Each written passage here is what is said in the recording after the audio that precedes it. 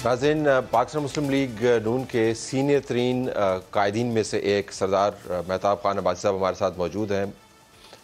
इनको आज हमने सुना और इनके बयान के अंदर और उनके ख़िताब के अंदर बहुत हमें कड़वाहट भी नज़र आई। सरदार साहब ऐसा बोलते नहीं हैं जैसे वो बोले। अब मरियम नवाज़ ने भी कल हज़ारा बेल्ट में जाना है। अब देखते हैं कि सरदार साहब ने जो बातें की हैं उनका सयाको सबाक की क्या बयान करते हैं। सरदार साहब अस्सलाम वालेकुम।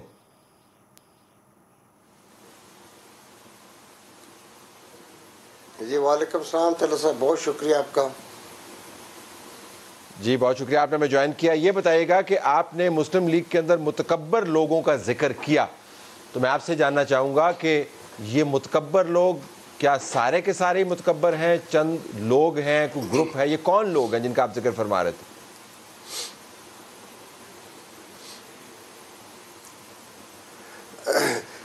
जी असल में अभी तो ये मुतकब्बर जो है वो तो हमें इस हाल में नज़र आते हैं कि वो पार्टी के अंदर वही लोग हमें नज़र आते हैं, और तो सच्ची बात आपको दूसरा नज़र नहीं आता। और ये तकब्बर तो कभी किसी जमात की पॉलिसीज़ में होना चाहिए था, लेकिन ये तो इंसानों में आ गया है। तो वो तो हर जगह हुकूमत में आपको नज़र आएंगे, पार्टीज़ के अंदर नज़र आएंगे।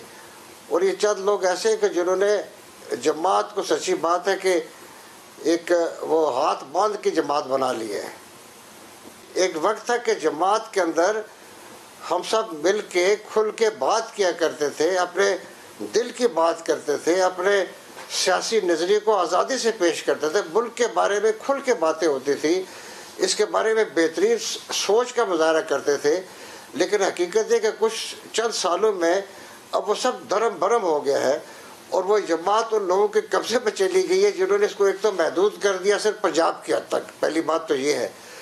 और दूसरी बात यह कि वो हमारी जमात ये समझती कि ये सारे वो लोग हैं कि जो शायद इस मुल्क के तमाम मसाइल का हल करने वाली बेहतरीन टीम है।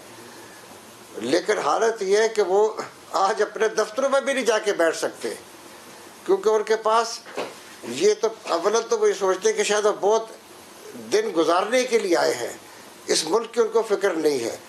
और दूसरी बात यह कि वो अपने साथियों को, अपने जमात को ये समझते कि ये एक नौकर पेशा लोग इसमें आ गए हैं।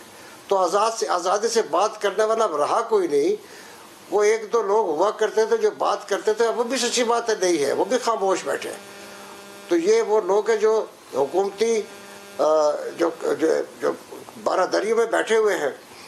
और अब आलम यह कि उनकी भी वक़्त अब इस तरह रह गई कि हमारी जमात में काबीना में बूट लेगर्स को भी शामिल कर लिया गया है। ये भी एक दिलचस्प बात है, ये वेरी स्ट्रेंज थिंग और बड़ी अफसोसनाक बातें हैं।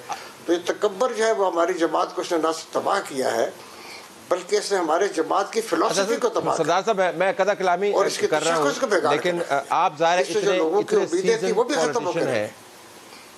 इतने सीजन पॉलिटिशियन हैं, आप ये समझते होंगे कि जब आपने ये बात की है तो शायद इससे ज़्यादा भारी भरकम तनकीद शहबाज शरीफ की क़यादत के ऊपर किसी ने अभी तक नहीं की। जमात के अंदर से आवाज़ें उठती हैं, लेकिन इतनी सीधी बात किसी ने नहीं की। अगर काबीना के अंदर ऐसे लोग बैठे हुए हैं जिस तरह आपने जिक्र फरमाया, उसकी ज़िम्मेदारी भी शहबाज शरीफ पर है। अगर बातचीत नहीं करने देते और जी सरकार वाला माहौल बनाया हुआ है, उसकी ज़िम्मेदारी भी शहबाज शरीफ के ऊपर है। तो बुनियादी तौर पर आप साहब ये कह रहे हैं कि शहबाज शरीफ साहब जो है वो फारग किस्म के लीडर हैं।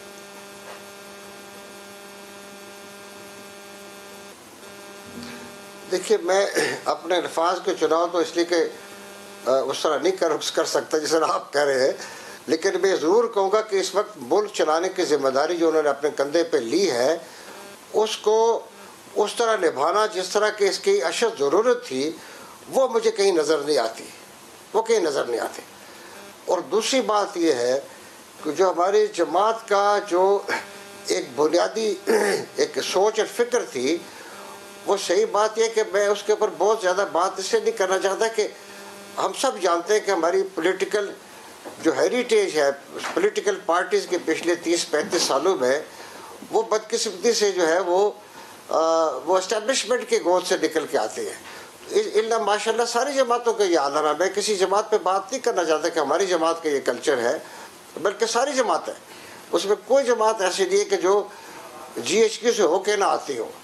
تو جب یہ عالم ہمارا ہوگا تو سچی بات ہے پھر جماعت کے اندر سچ بولنے کی پھر ضرورت ہی نہیں محسوس ہوتی, کیونکہ وہ کام کیے جائیں گے کہ جو ہے وہ ایک اپنے صرف سیٹ کو مضبوط کرنے کے لیے, اپنے آپ کو قائم رکھنے کے لیے جب حکومتیں سوچیں گی, ہماری لیڈرشپ سوچے گی, تو پھر ملک پس منظر میں چلا جاتا ہے, جس کی وجہ سے آج اب دیکھ رہے ہیں کہ ہمارا ملک جو ہے وہ پس منظر میں رہا ہے.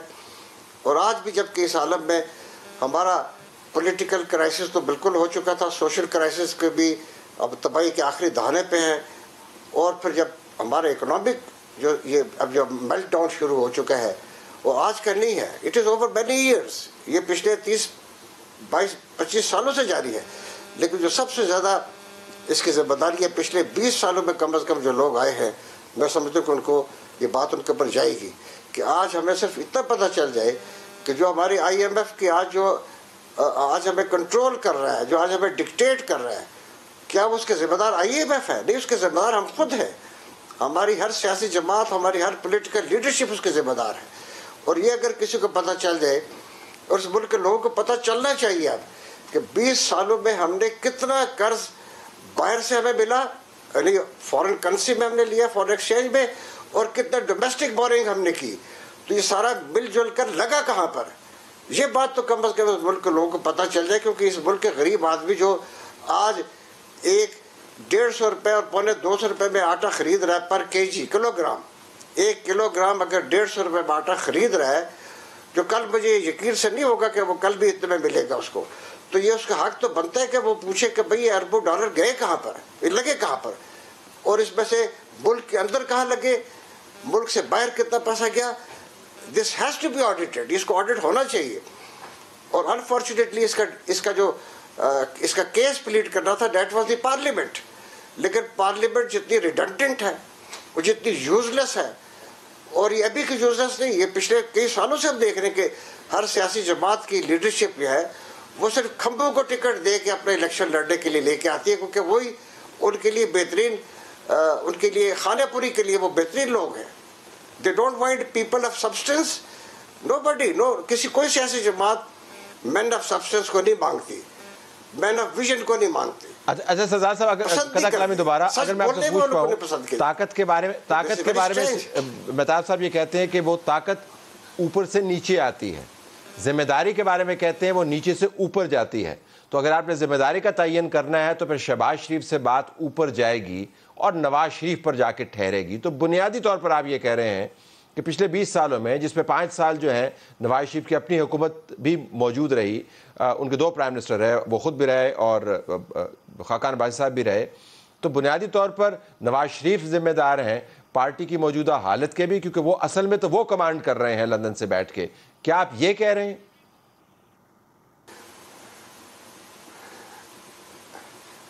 دیکھیے, میں آپ کو پھر اپنی بات کو کرتا ہوں کہ میں نے کسی ایک جماعت, تو ہماری جماعت ہے جو آج حکمرانی میں لیڈ کر رہی ہے, اس سے پہلے بھی وہ رہ چکی ہے, لیکن میں صرف ایک جماعت کی بات بھی کر رہا ہوں, اس میں ہماری جماعت کی بھی ذمہ داری شامل ہے. اس سے پہلے جو دوسری گورنمنٹس ہیں وہ بھی ذمہ دار ہیں. میرا کہنے کا صرف صاف الفاظ میں یہ ہے کہ پچھلے 20 سالوں میں جو فوجی آمریت سے لے کر آج دن تک جتنے بھی حکمران آئے ہیں, اس میں کسی کو علیحدہ کرنے کی ضرورت نہیں ہے, سب کو ہمیں مشترک طور پر لینا چاہیے. اور یہ مطالبہ کرنا اس ملک کے لوگوں کا حق ہے کہ وہ سارے کے سارے ان کو لایا جائے کہ کس نے کتنا پیسہ اس ملک میں بورو کیا ہے اور وہ خرچ کہاں ہوا. دس از واٹ وی وانٹ. اور یہ پارلیمنٹ کو پوچھنا چاہیے تھا, لیکن پارلیمنٹ تو پوچھنے سے قاصر ہے, کیونکہ پارلیمنٹ میں تو وہ لوگ ہیں جن کو کوئی انٹرسٹ اس ملک سے نہیں ہے, میں نے نہیں دیکھتا. اور یہ بتدریج یہ تنزل آیا ہے, یہ بتدریج آتا گیا ہے. تو اس لیے یہ میں صرف اپنی جماعت تک محدود نہیں رکھنا چاہتا اس بات کو. یس, ہماری جماعت بھی اپنے حساب اس کو ضرور دینا چاہیے, اور اس سے پہلے والوں کے بھی دینا چاہیے, سب کا لینا چاہیے. یہ حیرانگی کی بات ہے کہ جو آج اس ملک میں جو دونوں ہاتھوں سے لوٹتے ہیں وہ سچی بات ہے سینہ تان کر چلتے ہیں, اور ہمارے جیسے لوگ جو ہے وہ منہ چھپا کے پھرتے ہیں, کیونکہ ہم سمجھتے ہیں کہ we are not answerable to our all conscious but to our people also, क्योंकि हमने तो ज़िंदगी उनके साथ गुजारी है, हमने तो जमात को अपनी बेहतरीन वक्त दिया है, हमारे जैसे लोगों ने दिया है। और आज इसमें वो जमात में लोग आ गए हैं कि जिनका सच्ची बात है कोई इससे लेना देना नहीं था कभी, या इससे साथ कभी नजरियाती वाबस्तगी नहीं रही है, और we have been made redundant. और वो लोग आगे हैं जो सिर्फ पैसे को जोर पर चलते हैं। तो ये पैसा कल्चर जो है ये भी सिर्फ हमारी जमात में नहीं है, this unfortunately is in every party. और ये आज इसीलिए मैं चिल्ला पड़ा हूँ कि हमारी मुल्क के अंदर जो बड़ा शदीद जो वक्त आने वाला है, मुझे अफसोस है कि I will not be able to see many things in my life, ठीक है, लेकिन अगर हम इसको अच्छा मुल्क बना सकते तो ये हमारे लिए बेहतरीन वक्त था। But we have lost that time. अब मुझे तो इस बात की शर्मिंदगी और खफगी भी है और दुख भी है that I am one of those people जिन्हें इस मुल्क के लिए कंट्रीब्यूट करने की अपनी हतल मकदूर कोशिश की, but it has gone waste. It has gone waste because of self centred people. वो सेल्फ सेंटर्ड पीपल हर जमात में रहे हैं, और हर जमात का जो लीडरशिप है वो तकब्बर से भरी होती है। कोई जमात नहीं जो तकब्बर ना हो, दिस इज वन अनफॉर्चुनेट। तो जो हमने अपने वर्कर्स को तकसीम किया हुआ है, पॉलिटिकल पार्टीज के अंदर भी तकसीम किया हुआ है, and that is based on love and hatred. और हमने रिलीजियस बेसिस पर भी तकसीम किया, इसलिए कि ये दुकानें चलती इस तरह है। और this has been the best landscape for our establishment also, क्योंकि ये एस्टेब्लिशमेंट इसी लैंडस्केप में ग्रो करता है। बहुत शुक्रिया। बहुत की कमी आड़े आई, मेरे ख्याल में हमें इसके ऊपर एक और लंबी नशिस्त करनी चाहिए ताकि हम दूध का दूध और पानी का पानी करें इस मामले के ऊपर। लेकिन मरीम नवाज कल आपके इलाके में होंगी तो आई एम श्योर आपके साथ मीटिंग भी उनकी होगी, अगर नहीं होती तो वो भी एक बड़ी खबर होगी। लेकिन